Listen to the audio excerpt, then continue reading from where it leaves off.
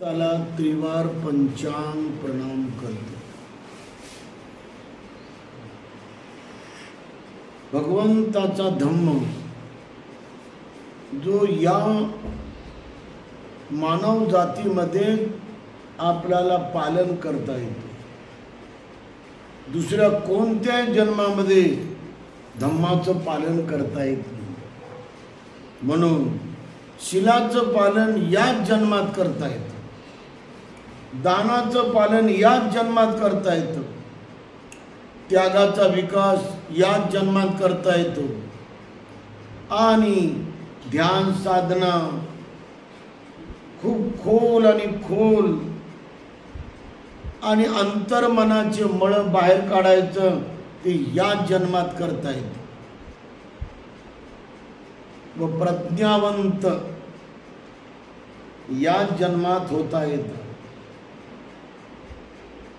पुढचा जन्म बंद करायचा आचरण आणि प्रतिसंधी इथे तुम्हाला बंद करता येते।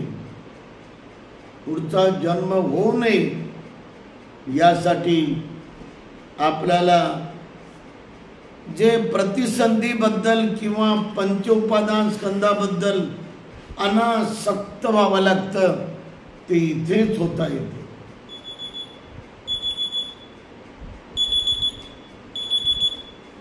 असा शुद्ध धम्म की जो या जन्मामध्ये सर्वांग विकासाचं आपल्याला बळ देते आणि म्हणून अशा शुद्ध धम्माला त्रिवार पंचांग प्रणाम करतो। या जीवनामध्ये ज्यांनी संपूर्ण भारतभर आपल्या त्यागाच्या तेजस्वी सामर्थ्यानं सर्वांना आकर्षित केलं, आपल्या मैत्री आणि करुणा बलानं सर्वांना जोडत आणलं आणि आपल्या तेजाच्या बलाने प्रत्येक माणसामध्ये प्रज्ञेचं तेज हे जागवलं, निर्माण केलं व शिलाचा सुगंध सर्वत्र पसरवला। असा पूजनीय, निर्मळ, निर्विकार, निष्पाप, निष्कलंक असलेला महान असा अरहंत भिक्खुसंघ त्याला त्रिवार पंचांग प्रणाम करतो।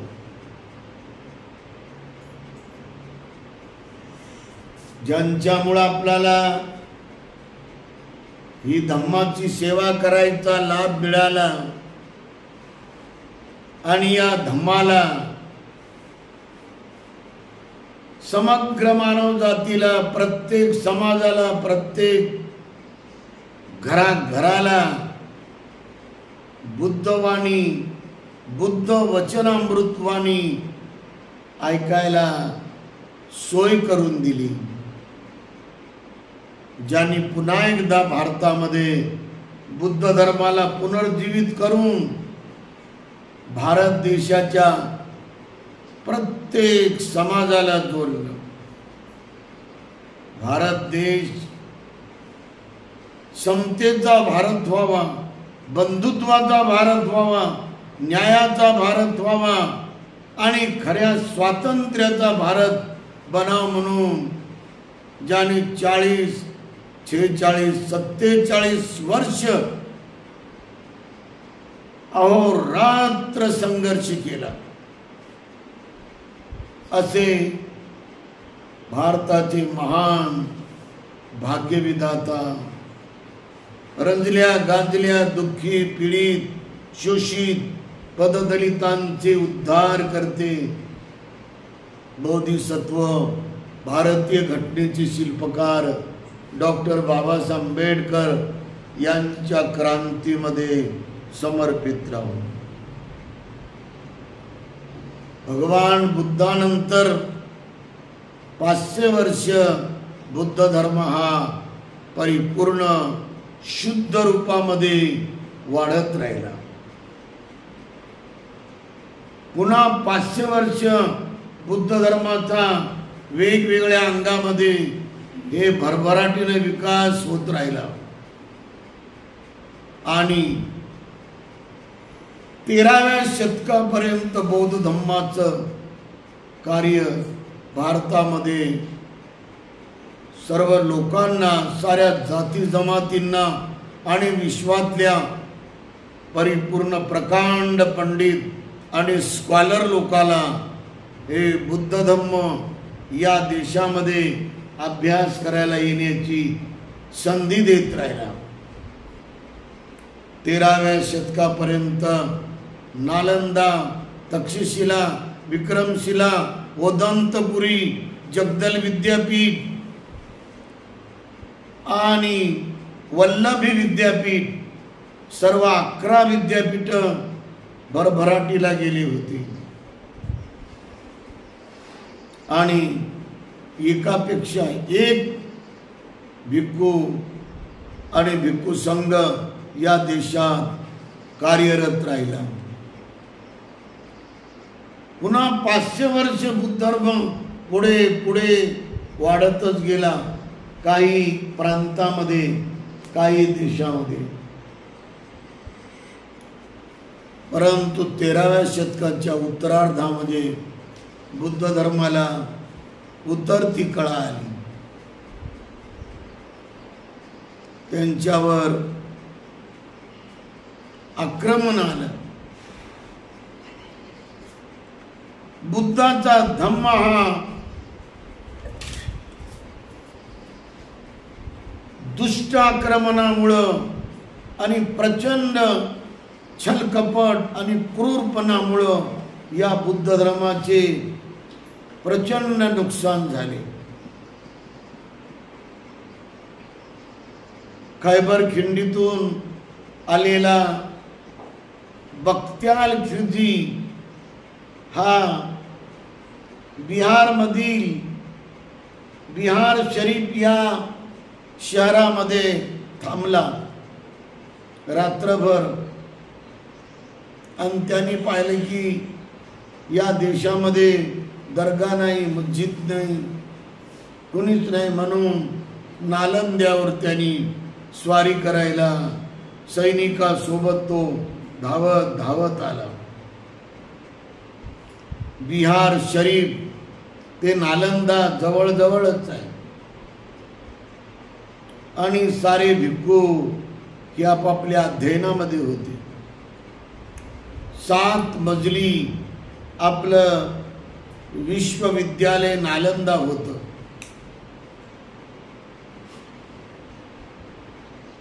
अकरा एकर लांब होतं आणि 10 एकर रुंद होतं. ते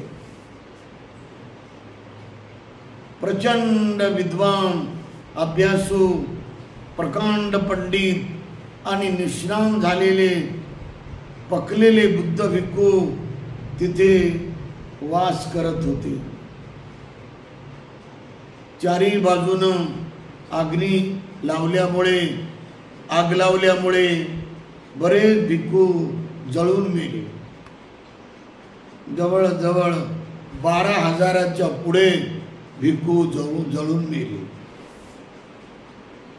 आपला जीव वाचून काय ग्रंथ घेऊन काय भिक्खू हे लवकरात लवकर बाहेर पडले. चीन गेले, जपान गेले, तिबेट गेले. नालंदा विद्यापीठ 5 महिने जळत होतं. आग लावायला कुणीच आलं नाही. त्या काळात आग लावायची व्यवस्था नव्हती. आग विझवायची कोणतीच अग्निशामक दलासारखी व्यवस्था नव्हती. त्यामुळं सारे भिक्खू अग्नीमध्ये भस्मसात झाले. 2-2, 3-3 महिन्याचे तांदूळ आणि डाळ पूर्ण जळून जळून ती खाक झाली. आजही जर आपण असं खुदाई केलं तर तिथे तांदूळ मिळतो जळालेला आणि डाळ मिळते. बघत्याल खिरजीनं आपण लय चांगलं काम केलं म्हणून, नालंद विद्यापीठ जाळलं म्हणून तो खुशीमध्ये परतला. तिथे नदी होती मधात, साऱ्यांनी पाणी पिलं आणि बघत्याल खिलजीनं पण पाणी पिलं आणि ते वर जाऊन झोपले नदीच्या वरच्या किनाऱ्यावर.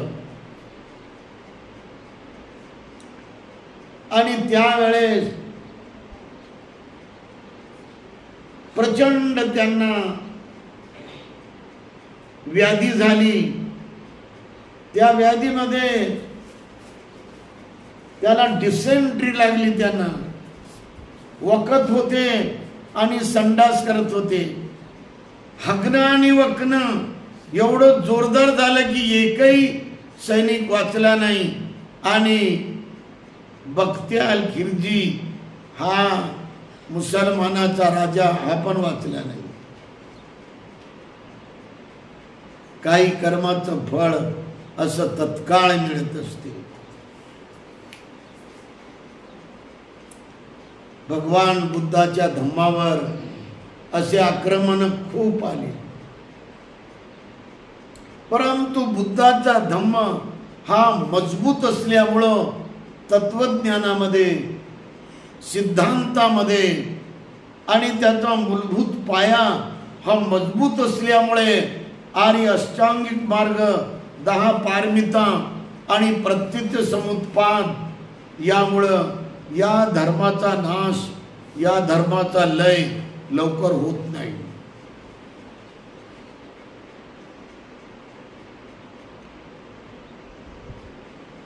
इकडे बृहदत्त नावाचा राजा होता बौद्धांचा.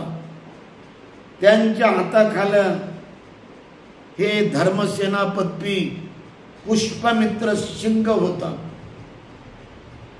हा पुष्पमित्र सिंह यांनी बृहदत्त राजाला, जो अशोकाच्या वंशावळीतला होता, त्याचा छल कपट केला, त्याच्यावर जळत राहिला, त्याला त्रस्त केलं आणि त्याला मारून टाकलं, त्याला छल कपट करून. आणि त्याच्या गादीवर हा बसला आणि त्याच्या गादीवर बसल्यामुळे त्यांनी एक कायदा पूर्ण जाहीर केला. एका भिक्खूचा जो एक मुंडकं घेऊन येईल त्याला 1000 सोन्याचे रुपये देण्यात येतील. एका भिक्खूचं एक मुंडकं 1000 सोन्याचे रुपये मिळतील, असा कायदा केल्यामुळं पुष्पमित्र शृंगाच्या या कायद्यामुळे संपूर्ण भारतामध्ये लोभी, लालची आणि हावरट लोकांनी ध्यान करणाऱ्या भिक्खूच्या मानेवर तलवारी मारल्या, कोयते मारले आणि त्यांनी ते मुंडकं नेऊन त्या शासनाला दाखवलं. ब्राह्मणवादी आणि 1-1 रुपया, 1,000 रुपया सोन्याचा घेतला. असे 2.5 लाख बुद्ध भिक्खू भारतात मारून टाकले. त्यामुळे बुद्ध धर्माचा फार मोठा ऱ्हास झाला. ब्राह्मणशाहीने आपले पुजारी, आपले पुरोहित, आपले भट तयार केले आणि त्यांनी भगवान बुद्धाचे जे भव्य भव्य असे विशाल विराट विहार होते, महाविहार होते, 84,000 त्याच्यावर पूर्ण कब्जा मिळवला. त्याने अधिकार घेऊन त्याचं परिवर्तन त्यांनी केलं. काही महाविहार आजही जसेच्या तसेच आपल्याला दिसतात. पंढरपूरचं विठ्ठलाचं हे महाविहार होतं आणि विठ्ठल हा बुद्धाचा भक्त होता. तो रात दिवस बुद्धाची सेवा करायचा, बुद्धाचं सेवा करून बुद्धाचं ध्यान करायचं होतं. त्याची पत्नी सुद्धा रुक्मिणी हे बुद्धाची सेवा करायची. म्हणून त्यांना विठ्ठल आणि रुक्माईचे 2 मंदिरं बनवली त्यांनी. औंढा नागनाथचं जे मंदिर आहे ज्योतिर्लिंग, ते सर्वच्या सर्व बुद्धाचं विहार होतं. त्या प्रत्येक भिंतीमध्ये बुद्धाच्या मूर्त्या आहेत. ते सारा जर परिसर खुदाई केली तर हजारो बुद्धाच्या मूर्त्या मिळतात. परिणात वैजनाथ मंदिर जे आहे परळीचं, ते बुद्धाचं विहार होतं ते. आणि एवढंच नव्हे,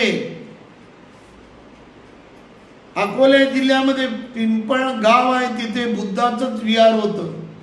त्याला त्यांनी शिवलिंग मंदिर बनवलं. बनारस मध्ये जे शिवलिंग मंदिर आहे ते पण बुद्धाचंच विहार होतं. हे जे बालाजी आहे ते पण बुद्धाचं विहार होतं. ते बालाजी बुद्धच आहे. त्याच्यावर कपडे चढवतात, अलंकार चढवतात, त्याचं जे डोकं आहे, चेहरा आहे ते झाकून घेतात, त्या नाकावर काही लावतात, डोक्यावर काही लावतात आणि बुद्धाचं मूळ सौंदर्य, बुद्धाचं मूळ रूप ते बदलून टाकतात. त्याला बालाजी केलं त्यांनी.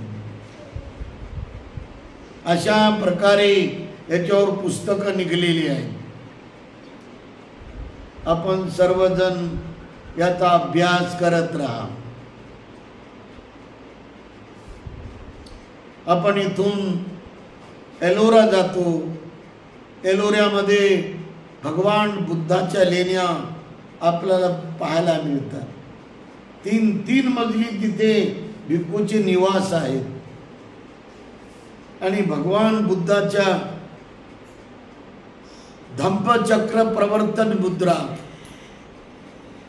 ही 3 नंबरची मुद्रा भगवंताची आपल्याला पाहायला मिळते. आणि भूमिस्पर्श मुद्रा व ध्यान मुद्रा हे आपल्याला बघायला मिळतात. आपण संपूर्ण एलोरा पाहिल्यानंतर आपण तिकडनं अजंठाला गेलो तर संपूर्ण अजंठा काळ्या पाषाणामध्ये कोरलेला आहे. संपूर्ण भारतभर 2500 लेण्या आहेत. जिथे शिवाजी महाराज जन्माला आले त्या शिवनेरी किल्ल्याच्या दोन्ही बाजूनं पूर्ण लेण्याच लेण्या आहेत बुद्धाच्या. तिथे 8 लेण्या आहेत. भगवान बुद्धाची रूप तिथं कोरलेली आहे. आणि शिवनेरीच्या पुढे जुन्नर आहे, तिथे सुद्धा बुद्धाच्या लेण्या आहेत जुन्नरला. परंतु ब्राह्मणांनी त्या लेणीला लेनेंद्री केलं आणि बाहेरून गणपतीच्या मूर्त्या नेऊन बसवल्या. आणि आता त्यांनी गुरुपौर्णिमेला तिथे कार्यक्रम सुरू केला आणि मंत्र म्हणले, स्तोत्र म्हणले, गुरुपूजा केली, असं स्तोम त्यांनी माजवलं. आपले लोक तिथले आणखी अंधारातच आहे.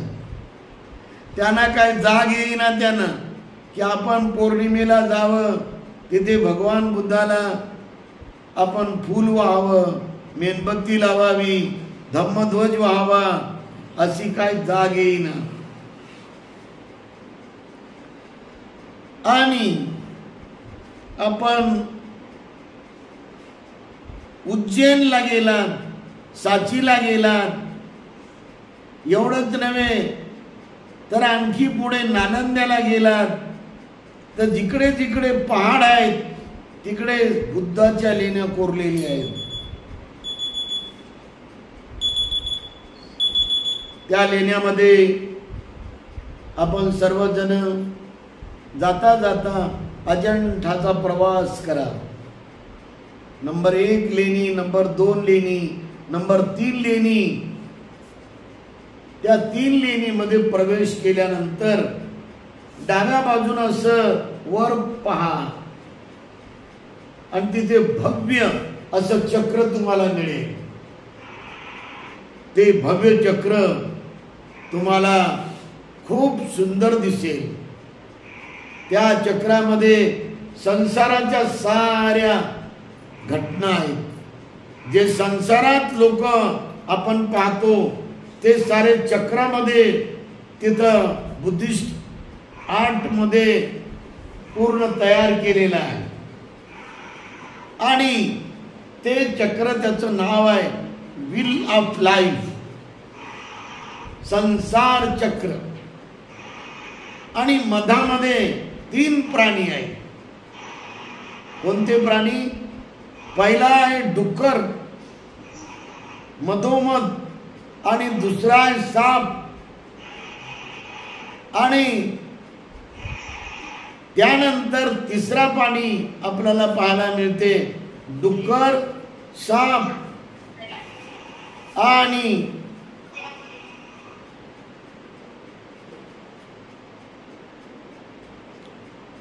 आठवतो जरा, तर तिन्ही प्राणी एकमेकाचे शेपूट घेऊन तिथं थांबलेले आहे. तर यामधून बुद्धाच्या धम्मात सिम्बॉलिझम म्हणजे प्रतिकात्मक बुद्धिझम त्याच्यातून विस्तारित करण्यात आला, त्याचा विकास झालेला आहे. तेव्हा हे जे डुक्कर आहे हे काय सांगते? तिसरा प्राणी आहे कोंबड. म्हणजे हे तीनही प्राणी तिथं थांबल्यानंतर इथे डुकराचं वर्णन काय करण्यात आलं? सिम्बॉलिझम बुद्धिझम मध्ये सिम्बॉल हे त्याच्यातून ज्ञानाचा विकास झालेला आहे. सगळं बसा, असं बसू नका, डोळे बंद करू नका. काय म्हाताऱ्या सामने डोळे बंद करू नको रे, नाही तर होय बाहेर. तेव्हा हे डुक्कर काय सांगते, त्याच्यातून काय प्रकट झालेलं आहे? हे डुक्कर नेहमी खाला मुंडी घालूनच पळते बघा. ते उंच मान करू शकत नाही. असं असं उंगत उंगत उंगत उंगत एक सारखं पळते. अशी ही मानवी मनाची अवस्था आहे, परिपूर्ण अविद्येची, परिपूर्ण अज्ञानाची. आणि असे अविद्येमध्ये फसलेले लोक, असे अज्ञानात जगणारे लोक आपापल्या जातीपुरताच विचार करतात की माझ्या जातीला ज्ञान मिळालं पाहिजे, माझ्या जातीला सुखसोय मिळाली पाहिजे, माझ्या जातीचं बरं झालं पाहिजे, माझ्या जातीचं कल्याण झालं पाहिजे. असे लोक संकुचित मनानं आपल्या पुरतच पाहतात, आपल्या पायापुरतच पाहतात, आपल्या पायापुरतं पाहून आपल्या पुरतच जगतात. आणि असे इग्नोरंट लोक आहेत, अज्ञानी लोक आहेत की जे निव्वळ स्वार्थानं परिपूर्ण खचाखच भरलेले आहेत. म्हणून भगवान बुद्धांनी सांगितलं की स्वतःपुरतं पाहू नका, स्वतःपुरतं जगू नका, स्वतःपुरतं राहू नका. सर्वांचं तुम्ही भलं करा, सर्वांचं तुम्ही हित करा, सर्वांचं तुम्ही सुख वाढवा. हित सुखासाठी तुम्ही झटा. बहुजन हिताय बहुजन सुखाय, ही भगवान बुद्धाची वाणी आहे. असं विशाल मनानं काम करा. सर्व मानव प्राण्यांचा विचार करून त्यांचं दुःख दूर करायला त्यांना जागवा, त्या दुःखाला समजून द्या, दुःखाच्या कारणाला समजून द्या, दुःख काय आहे याचं वर्णन त्यांना करून द्या. हे दुःख अदृश्य शक्तीनं निर्माण केलेलं नाही. दुःख कोणी देव ईश्वर देत नाही, दुःख कोणी परमात्मा देत नाही, दुःख कोणी आत्मा किंवा आत्म्याचा दुसरा कोणी देत नाही. दुःख हे ईश्वर निर्मित नाही, दुःख हे माणसाला आपल्या स्वतःमधूनच भोगावं लागतं. स्वतःच्या मनात तृष्णा उत्पन्न होते म्हणून दुःख निर्माण होते. हे लोकाला समजून सांगा, ज्ञानी बनवा, हुशार बनवा. अशा प्रकारे सर्वांवर अनुकंपा करून लोकाला ज्ञानी बनवण्याचा मार्ग या भगवान बुद्धाच्या सद्धम्मामध्ये सांगलेला आहे. दुःख म्हणजे काय हे शेवटच्या आर्याजी हल्ली डुकली नाही. हे झोपेचा वेळ आहे काही, डुलकी हल्ली नाही एक शेवटची. मग टेबल पाहिजे, खुर्ची पाहिजे, अशी बेंच. तेव्हा दुःख म्हणजे काय? जातीपि दुःख, रोगंपि दुःख, जरापि दुःख, मरणंपि दुःख, येहि विपयोगो दुःखो, अप्यये अप्ययी संपयोगो दुःखो, संपिंचन पंच उपादान स्कंदे ही दुःख. भगवान बुद्धांनी धम्मचक्र प्रवर्तन सूत्रामध्ये वर्णन केलेले आहे की जन्म दुःख आहे, रोग दुःख आहे, म्हातारपण दुःख आहे, मृत्यू दुःख आहे, प्रिय आपल्याला सोडून जाणं दुःख आहे, अप्रिय आपल्याला मिळणं दुःख आहे, इच्छेच्या विरुद्ध होणं दुःख आहे, इच्छा पूर्ण तृप्त न होणं दुःख आहे, मनासारखं न घडणं दुःख आहे, मनाच्या विरुद्ध होणं दुःख आहे. ज्यामुळे हे शरीर बनलेलं आहे ते 5 उपादान स्कंद, रूप, वेदना, संज्ञा, संस्कार, विज्ञान. रूप स्कंद, विज्ञान स्कंद, संस्कार स्कंद, संज्ञान स्कंद, संज्ञा म्हणजे नाव, संस्कार स्कंद. हे 5 उपादान स्कंद सुद्धा दुःखमय आहे. याच्यातून दुःख उत्पन्न होते आणि हे दुःखाचं वर्णन भगवान बुद्धांनी एक हप्ता 2 हप्ते गेलेले आहे. सूक्ष्म, अति सूक्ष्म केलेलं आहे. या दुःखाचं कारण काय आहे तर भगवान बुद्ध म्हणतात ही एकसारखी वाहणारी, एकसारखी वाहतच राहणारी, एकसारखा स्रोत ठेवणारी गंग नदी समान तृष्णा आहे.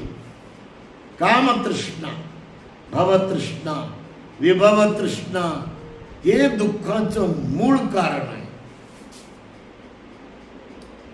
आणि याच कारणाला आपल्याला बंद करता येते. दुःख निरोध आर्य सत्य. या कारणाला म्हणजे दुःखाच्या कारणाला हे त्याचा निरोध करता येतो, तिला थांबवता येते. कायमच त्याचा निरोध होतो आणि दुःखमुक्तीचा मार्ग आहे आणि तो मार्ग आर्य अष्टांगिको मार्ग आहे. आर्य अष्टांगिक मार्ग सम्मा दिट्ठी सम्यक दृष्टी, सम्यक योग्य दृष्टी, सम्मा संकल्पो सम्यक संकल्प, योग्य संकल्प, सम्मा वाचा सम्यक वाचा, योग्य वाचा, सम्मा कम्मंतो सम्यक कर्म, कर्म योग्य कर्म, सम्मा आजीवो सम्यक आजीविका, जीवन जगण्याचा व्यवसाय योग्य पाहिजे, सम्मा सम्मा आजीविका, सम्मा व्यायामो सम्यक व्यायाम म्हणजे प्रयत्नांची पराकाष्ठा, सातत्याने कुशल कर्म करणं, सम्मा सती सम्यक स्मृती, परिपूर्ण जागृती, पूर्ण जागरूक राहणं की आता मी गादीवर बसून भंतेचं प्रवचन ऐकत आहो, मी डोळे बंद करणार नाही, मी डोळे झाकणार नाही, मी गुंग होणार नाही, मी सुस्ती करणार नाही, मी प्रमाद करणार नाही, मी डुलक्या हाणणार नाही, असं या क्षणी आपण जागरूक राहणं याला जिवंत माणसाचं लक्षण म्हणतात। आणि जे डुलकी देते, जे गुंगी करते ते मेला मुर्दा, मेल्या मुर्द्यासारखं चालला तो मरत मरत एक दिवस मरतोच तो। आणि म्हणून आपण जिवंत व्हा, जागरूक व्हा आणि अप्रमादी व्हा, प्रमादी राहू नका, हुशार व्हा, विद्वान बना, असं भगवान बुद्धांनी या सम्मा सतीमध्ये सांगितलं। तुम्ही सम्यक स्मृती ठेवा, आता मी काय करत आहो। आणि हे ज्याला योग्य पद्धतीने कळालं, एवढी शुद्ध बुद्धी ज्याची आहे, एवढं सेन्स ज्याला आहे, तो लवकरात लवकर प्रगती करतो, त्याचा मानसिक विकास अत्यंत भरभराटीने होतो। म्हणून गुंगी आली, सुस्ती आली, पटकन उभं राहायचं, गुंगीत बसायचं नाही, सुस्तीत बसायचं नाही, मान वाकवायची नाही, अशा डुलकी आणत बसायचं नाही, उभं राहायचं पटकन, गालाला हात लावून असं मुकच डोळे बंद करायचे नाही, असं ताजं तवानं राहायचं। यावेळेचा क्षण असा आपण सम्मा सती म्हणजे परिपूर्ण जागरूक, आता मी चांगलं काम करत आहो, परिपूर्ण जागरूक, अशा पद्धतीने आपण सर्वांनी हे 7वं सत्य आणि 8वं सत्य दुःखमुक्तीचं सम्मा समाधी, सम्यक समाधी म्हणजे निर्विकार मनाची एकाग्रता। निर्मळ मनाची एकाग्रता करताना मनात कामराग नाही, मनात संशय नाही, मनात द्वेष बुद्धी नाही, मन अस्वस्थ नाही, मन कोणत्याच प्रकारे हे प्रमादी नाही किंवा निद्रा घेणार नाही, असं आपण परिपूर्ण समजून घेऊन आपल्या मनाला निर्विकार करावं आणि मनाची निर्मळ एकाग्रता सातत्यानं करावी श्वासावर। त्यामुळे निर्मळ मनाची एकाग्रता झाल्याबरोबर 28 फळं प्राप्त होतात। लगेच 15 मिनिटाच्या आतमध्ये, 20 मिनिटाच्या आतमध्ये हे भगवान बुद्धांनी पूर्ण शाश्वती दिलेली आहे। आणि नागसेन भदंतियांनी मिलिंदराजाला सांगितलं की निर्मळ मनाची एकाग्रता केल्याबरोबर 28 फळं मिळतात। किती फळं मिळतात? 28। याप्रमाणे दुःखमुक्तीचा मार्ग भगवान बुद्धांनी समग्र मानव समाजाला दिलेला आहे। तुम्ही सर्वजण ज्ञानी बना आणि संकुचित राहू नका, आपल्या पुरतं पाहू नका। त्यासोबतच दुसरा प्राणी आहे ते म्हणजे कोंबडा. ते नेहमी कुणीकडे गेलं तरी टकटक टकटक टकटक खातच राहते. ती कुठं खायला मिळेल याच्यावर त्याचं सारं ध्यान. अशी माणसाची मनोप्रवृत्ती आहे. कुठून खायला मिळेल, या फंडातून मिळेल का, या योजनेतून मिळेल का, ही लाडकी बहीण आहे याच्यातून मिळेल का. एवढंच नव्हे तर ही रोजगार हमी योजना याच्यातून मिळेल का, ही पतपेढी याच्यातून मिळेल का, ही नळ योजना याच्यातून मिळेल का, याच्यातून मिळेल का, त्याच्यातून मिळेल का. असं धोरण या देशातल्या प्रत्येक व्यक्तीच्या मनात खदखदत राहते बघा. कोणताही मोठा अधिकारी काही मिळाल्याशिवाय तिथे सही करत नाही, फाईल पुढे जाऊ देत नाही. म्हणून भ्रष्ट मनानं भरलेली आहे. हे लक्षात घ्या. आपलं मन हे सर्वात चांगलं करण्यासाठी हा ग्रीडी स्वभाव, हा लोभी स्वभाव कायमचा सोडला पाहिजे. हा लोभी माणूस किती खायला मिळेल, कुठून खायला मिळेल, 1 लाख मिळेल का, 10,000 मिळेल का, 5,000 मिळेल का, या फंडातून मिळेल का, त्या फंडातून मिळेल का, असा हवरटपणा करत राहतो. आणि म्हणून सर्व जगामध्ये भ्रष्टाचाराला ऊत आलेला आहे. शासन मोडायला हे लोक तयार आहेत, शासन तोडायला लोक तयार आहेत आजही.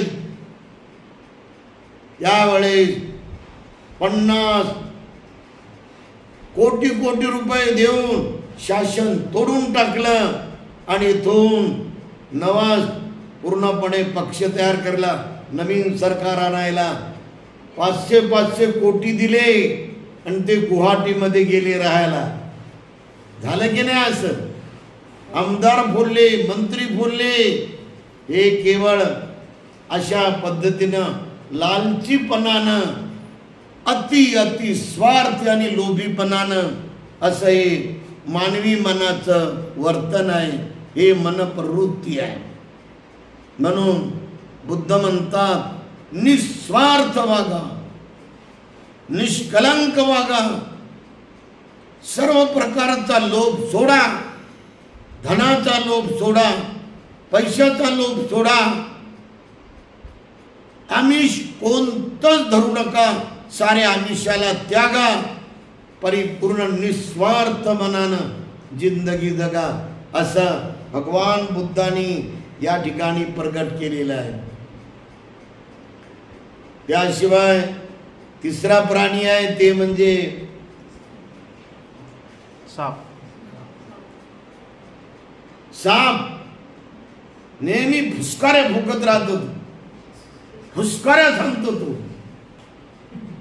आणि अशा प्रकारच्या फुसकाऱ्या मारणं त्याचा एक मानसिक मनोप्रवृत्तीचा स्वभाव आहे.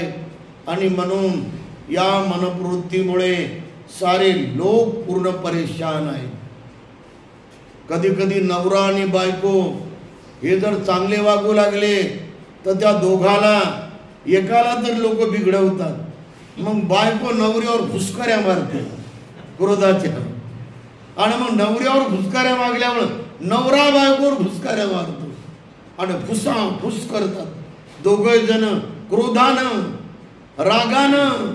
आणि अशा प्रकारे परिवारामध्ये अशांती होते, बेचैनी होते, व्याकुळता होते आणि करमत नाही. मग तिथे काय करा म्हणतात, चांगलं वातावरण होतं आमच्या घरात, पण तो कोण फुस लावली की, आणि सारा जाळच्या जाळ घरामध्ये पसरतो, फुसकाऱ्या मारायचा आणि फुसकारीनं बोलायचा. हे क्रोधाचं वागणं, हे अतिरागाचं वागणं, हे अतिक्रोधाचं आणि रागाचं वागणं म्हणजे मनाला अशांत करते, मनाला बेचैन करते, मनाला व्याकुळ करते, मनाला दुःखी दुःखी करते. म्हणून आपण सर्वजण भगवंत सांगतात मनाला आपण सर्व प्रकारच्या रागातून बाहेर काढावं. कसं काय बाहेर काढायचं? रागाला कसं बाहेर काढायचं?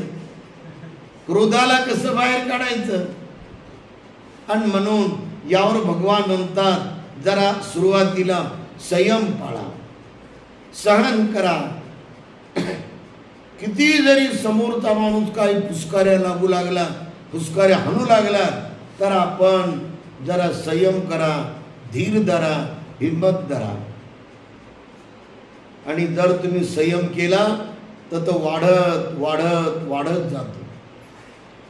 आणि जितका संयम तुम्ही जास्त कराल तेवढं जास्त तुम्हाला यश मिळेल.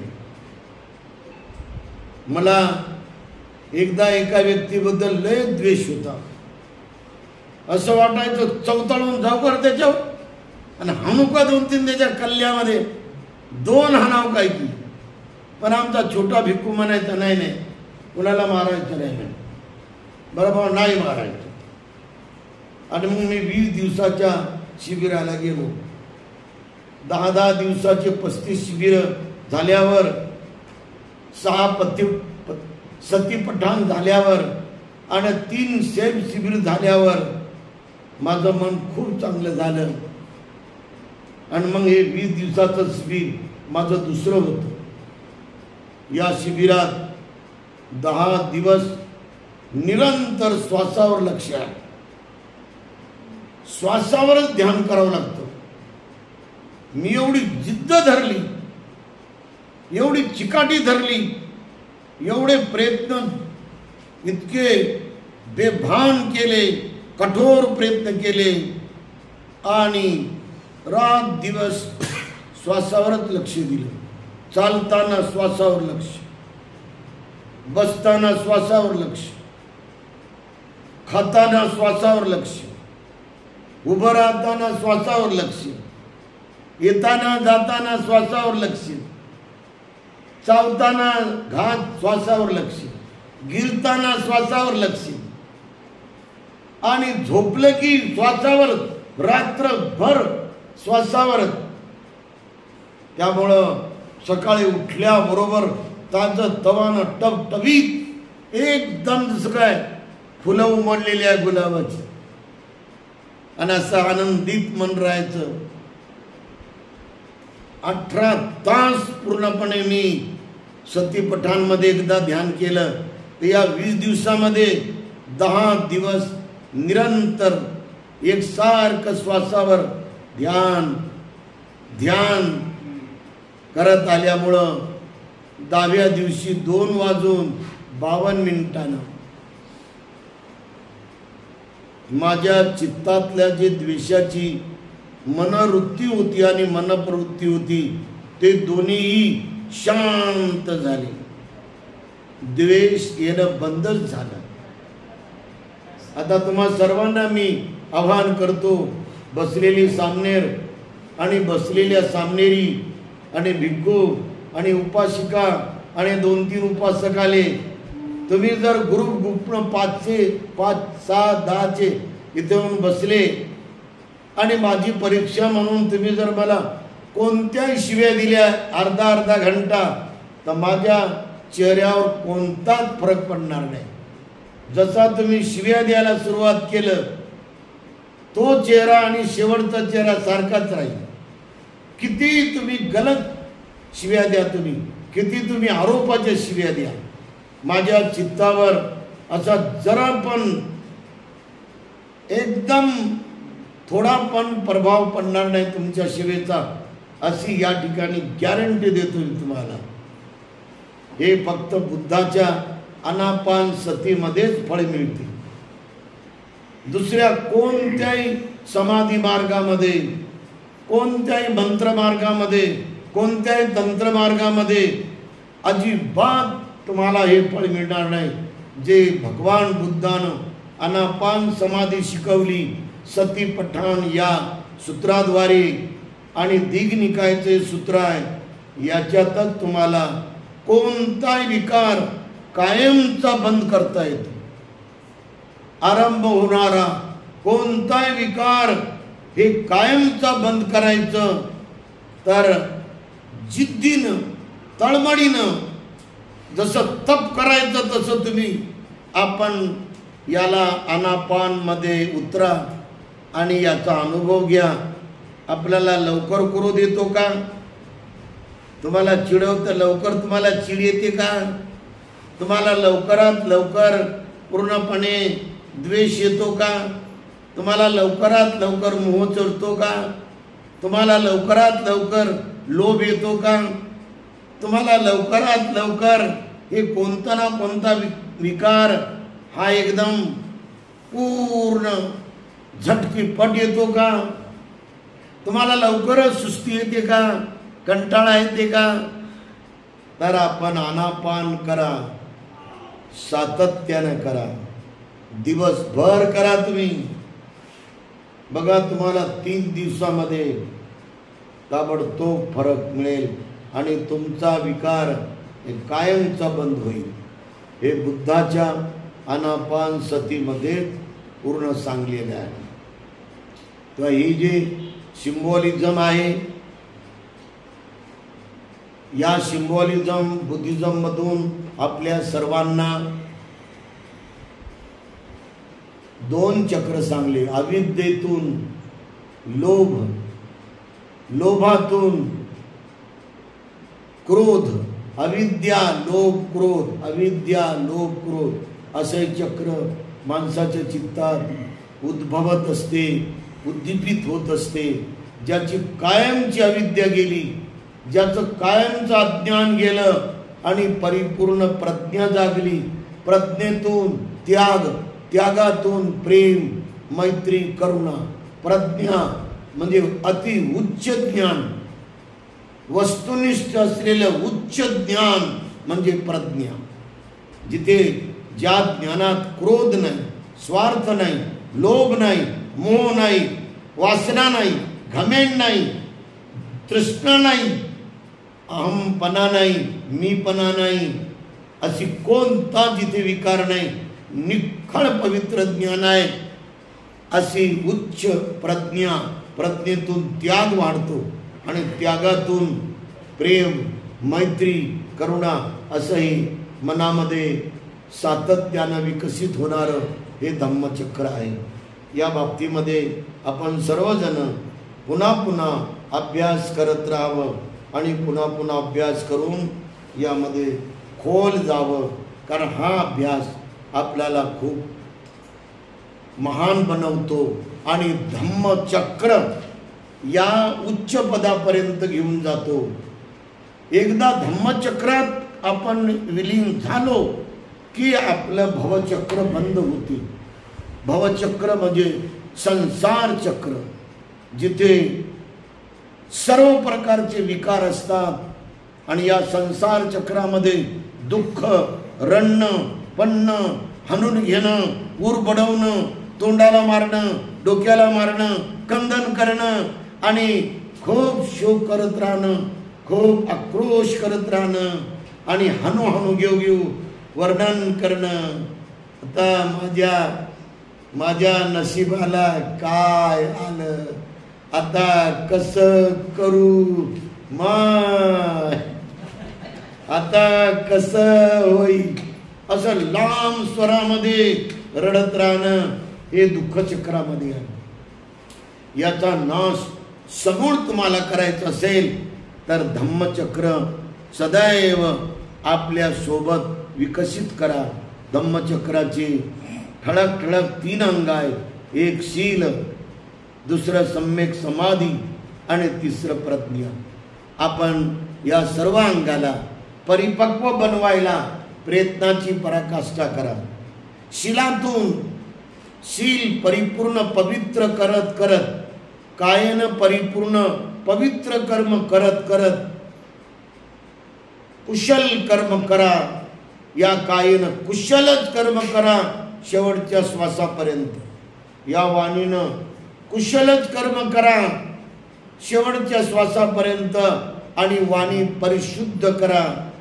निर्मळ करा, रसाळ करा, गोड करा आणि परिपूर्ण भरलेली सत्याची वाणी आपण बोलत जा.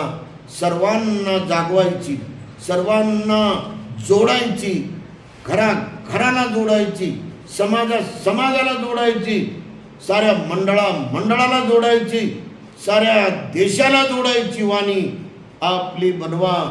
ती सम्यक वाणी, ती बुद्धाची वाणी होईल आणि आपलं मन परिपूर्ण निर्विकार बनवा. कुशल कर्म करतच राहा मनानं आणि कुशल कर्मामध्ये परिपक्व व्हा आणि अशा पद्धतीने आपण परिशुद्ध, परिपूर्ण निर्मळ, परिपूर्ण निर्विकार आणि परिपूर्ण परिपक्व आणि परिपक्व होऊन शिलामध्ये निष्णांत बना.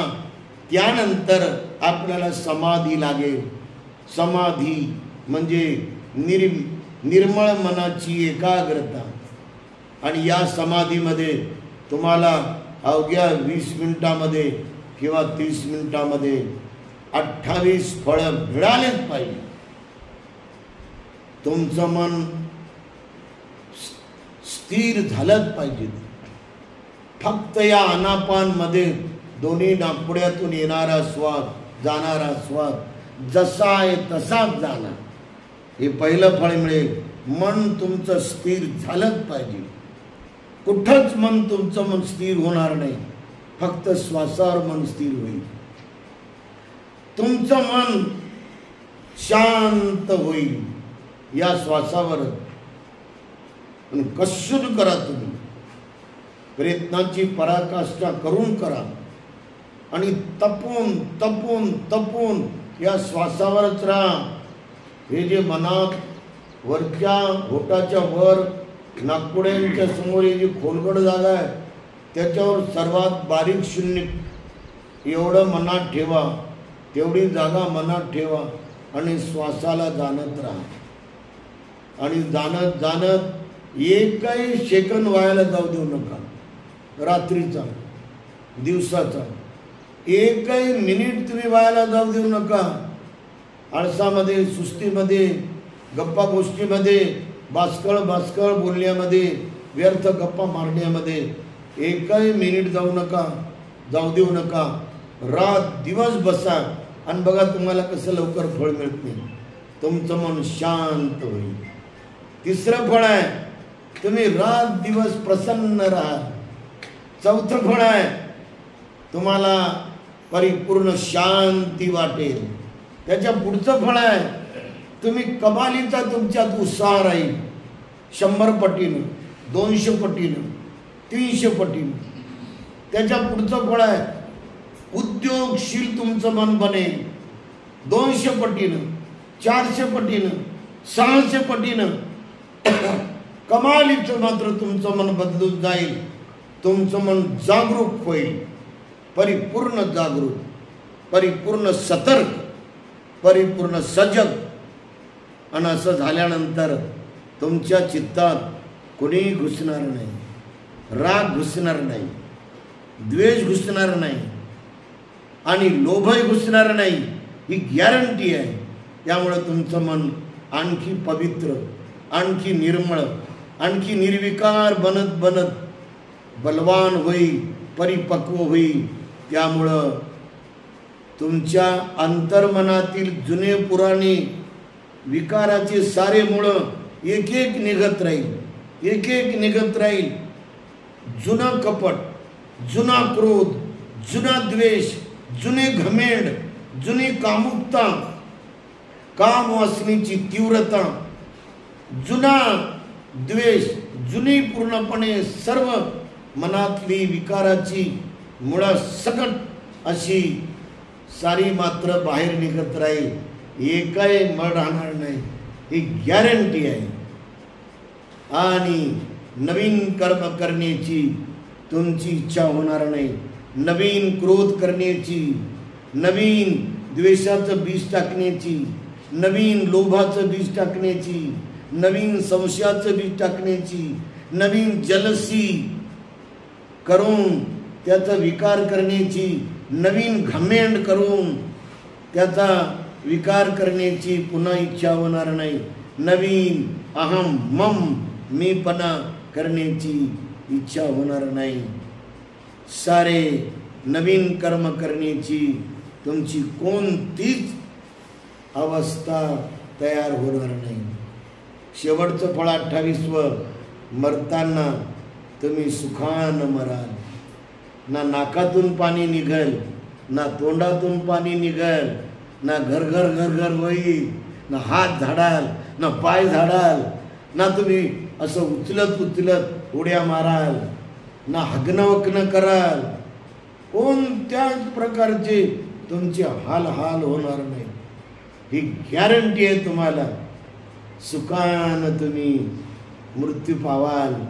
ना हात हालल, ना पाय हालल, ना डोळे वासल, ना तोंड वासल, ना कोणाची आठवण करल. आणि हे बुद्धाच्या धम्मातला परिपूर्ण आचरण, निर्मळाचरण केल्याचा लाभ आहे.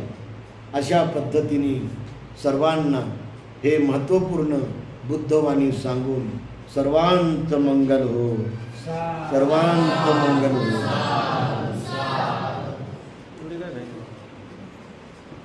पुन्हा 5 मिनिट तुम्हाला इंटरव्ह्यू